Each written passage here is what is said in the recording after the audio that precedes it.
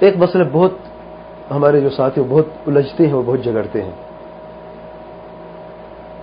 کیا رکعت ہوتی ہے رکوع سے ملنے سے یا نہیں ہوتی؟ اکثر مسئلہ ہوتا ہے، اکثر ہمارے ساتھیوں کے بیچ میں ہوتا ہے، وہ کافی اس میں پریشانیاں ہوتی ہیں۔ اب اس میں سلف صالحین کے دو گروہ ہیں۔ ایک گروہ کہتا ہے کہ رکعت ہو جاتی ہے، آپ مسجد میں امام رکوع کی حالت میں ہے، آپ نے بھی رکوع کیا اور نماز کے بعد آپ یہ رکعت نہیں دہرائیں گے، یعنی آپ کی رکعت ہو گئی۔ اور یہ جمہور کا قول ہے۔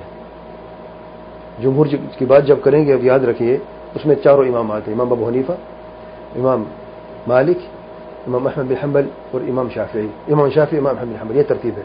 امام ابو حنیفہ سب سے پہلے، پھر امام مالک، پھر امام شافعی، پھر امام احمد بن حنبل رحمۃ اللہ علیہم اجمعین۔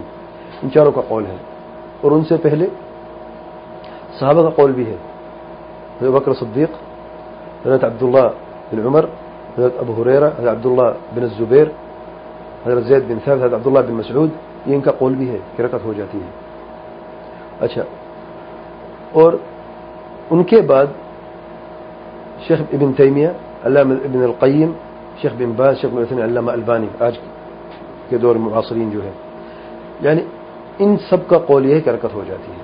یہ پہلا۔ دوسرا گروہ ہے، وہ کہتے ہیں رکعت نہیں ہوتی، آپ کو رکعت دوبارہ لوٹانی چاہیے، اور اس کی طرف گئے ہیں امام بخاری رحمۃ اللہ علیہ۔ ان سے یہ مشہور ہے، جزء القراءہ میں انہوں نے جو سختی برتی ہے مخالفین گروہ کے ساتھ، جو کہتے ہیں کہ سورہ فاتحہ رکن نہیں ہے، واجب بھی نہیں ہے، پڑھیں تو ٹھیک ہے، ورنہ کوئی اور سورت پڑھیں نماز میں تو جائز ہے۔ انہوں نے سختی برتی۔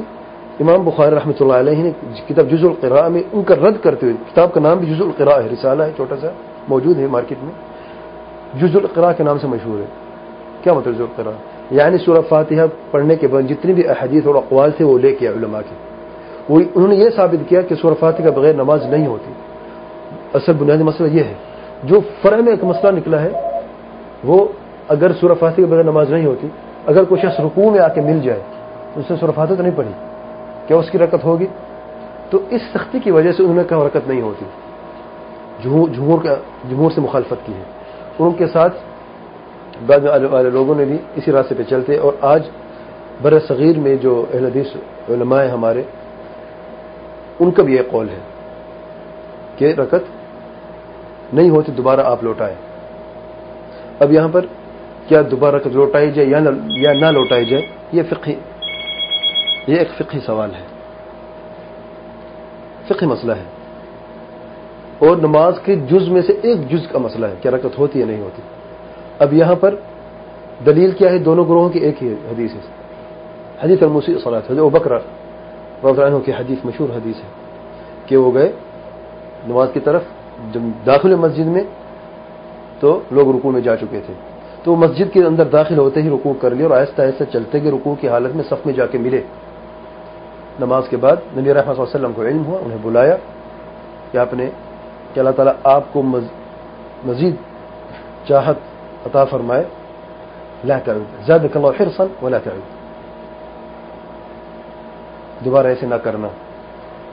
سے بخاری کے روایت میں الفاظ نہیں ہے جا کے رکعت دوبارہ لوٹاؤ۔ دارقطنی میں ایک روایت آئی ہے،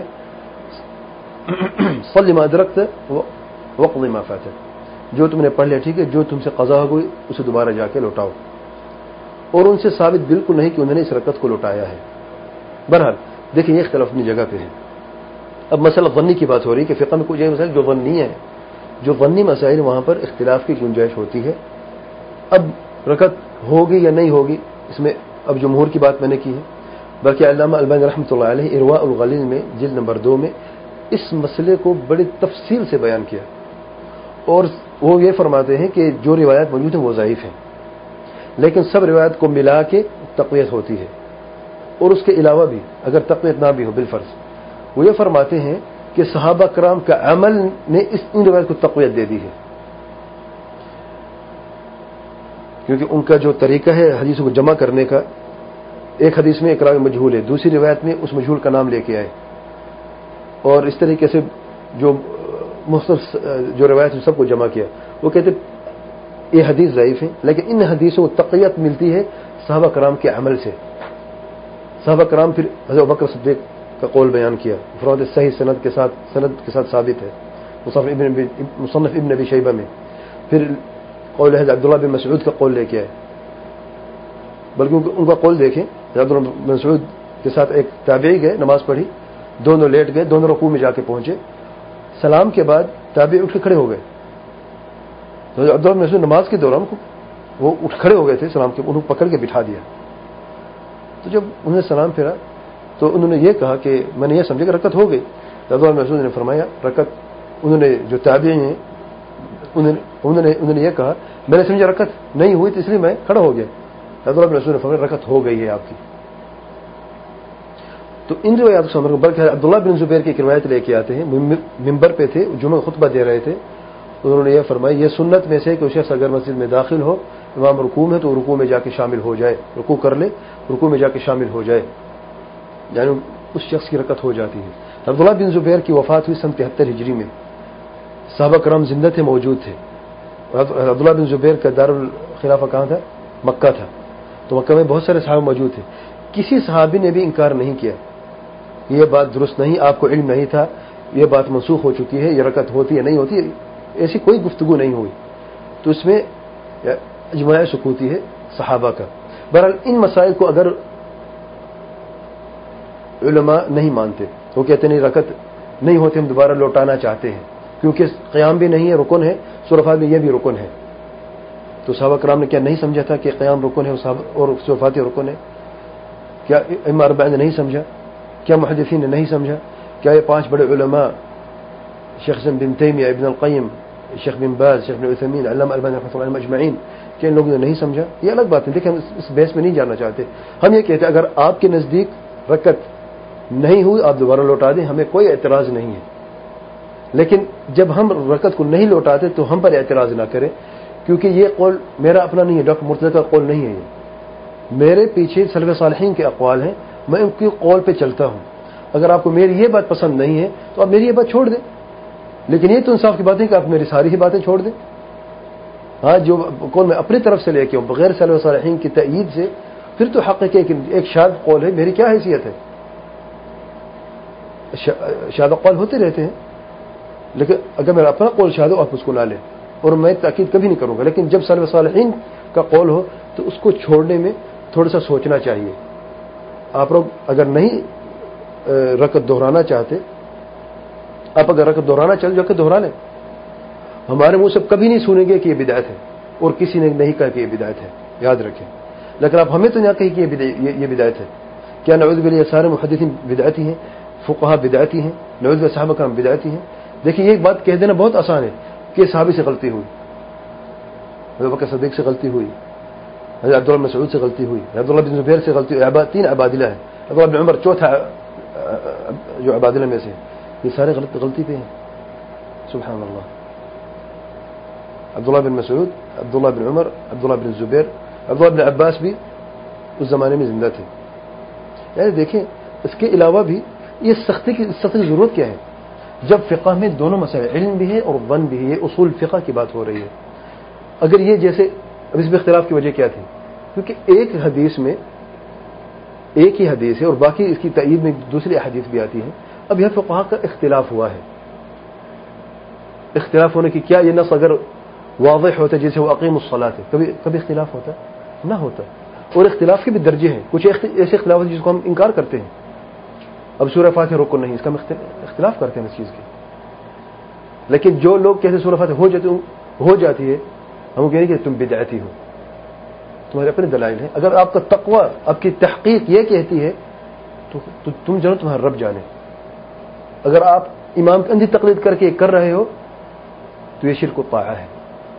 علم بھی ہو گیا ہے، علم کے بعد بھی آپ اس پہ ڈٹے ہوئے ہو کہ یہ بات درست نہیں ہے.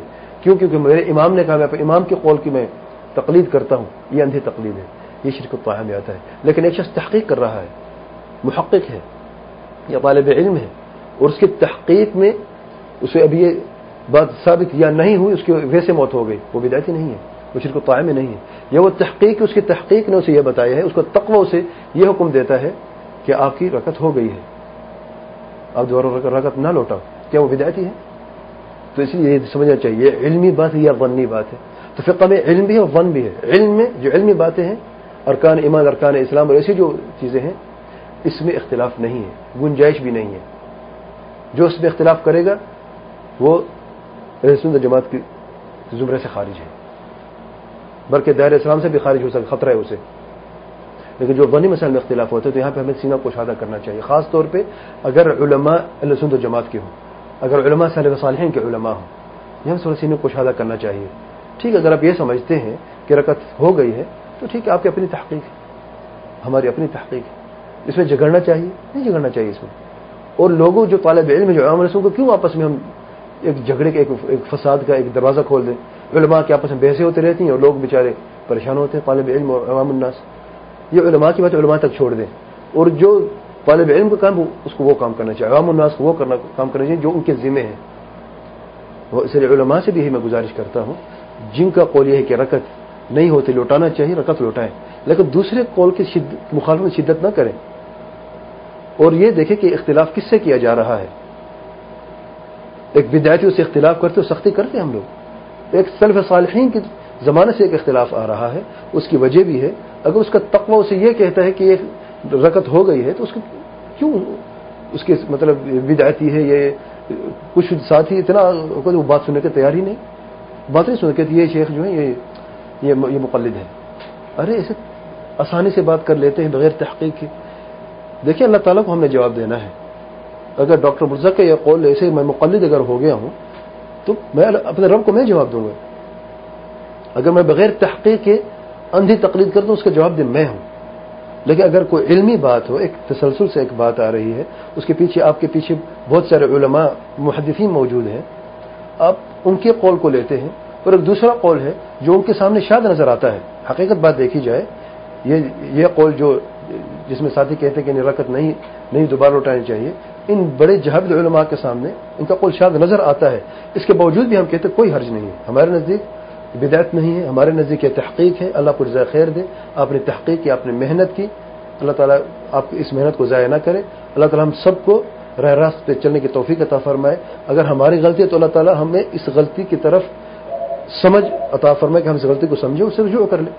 لیکن اگر ہم ابھی تحقیق الحمدللہ کر چکے ہیں، کر رہے ہیں، اور ہمیں اس چیز پہ یقین ہے کہ ہمارے عمل درست ہے، تو اس میں اس طریقے سے اختلاف کرنا میرا خیال ہے یہ درست نہیں ہے.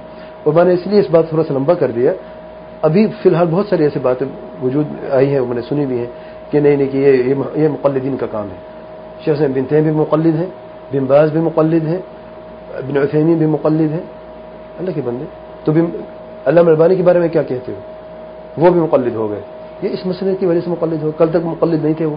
آج صرف ایک مسئلے کی وجہ سے جس قول کے پیچھے اس کے پیچھے کتنے علماء موجود ہیں مقلد ہو گئے. اور مقلد کا لفظ جانتے ہیں آپ حدیثوں کے بیچ میں کتنی وزن رکھتا ہے؟ یعنی مقلد کا لفظ جیسے لوگ ہمیں وہابی کہتے ہیں ہمیں تکلیف ہوتی ہے، ویسے مقلد کا لفظ تکلیف دہ ہوتا ہے ان کے نزدیک. تو یاد رکھیں علم بھی ہوتا ہے اور ظن بھی ہوتا ہے. علم اور ظن کی بات آج ہوئی، میں آگے نہیں چل